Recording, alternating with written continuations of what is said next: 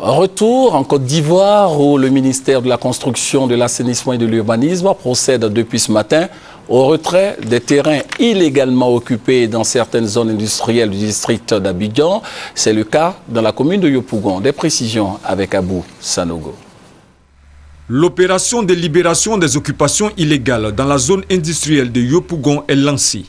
Il s'agit pour le ministère de la Construction, de l'Assainissement et de l'Urbanisme de trouver 150 hectares de terrain pour favoriser l'implantation de près de 104 nouvelles industries. L'objectif du gouvernement étant la création de 1 million d'emplois d'ici 2015. Déjà, 65 nouvelles industries sont prêtes à s'y installer. Le ministère de la Construction, de l'Assainissement et de l'Urbanisme est chargé de faciliter leur installation. Il y a deux axes. Vous avez, si vous voulez, les zones industrielles qui sont déjà construites, qui existent déjà. Et on a constaté que dans ces zones-là, on n'était pas arrivé à saturation.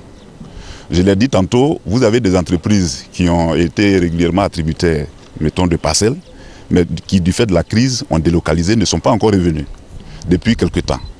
Ces espaces-là, puisque ces entreprises ne sont plus là, il va falloir les retirer pour les octroyer, n'est-ce pas, à d'autres entreprises qui sont prêtes à s'installer. Il s'agit aussi de trouver une nouvelle zone industrielle et donc les prospections sont en cours. Et sur l'autoroute du Nord, au P430, on est en pourparlers, n'est-ce pas, avec un opérateur pour la mise à disposition du gouvernement de plus de 500 hectares. Sont concernés par ces retraits les terrains nus non mis en valeur, les terrains insuffisamment mis en valeur, les terrains en sous-location et les terrains occupés par les industries en cessation d'activité. En vue de faire face à la forte demande des terrains industriels, le ministère de la Construction, de l'Assainissement et de l'Urbanisme a pu obtenir environ 90 hectares.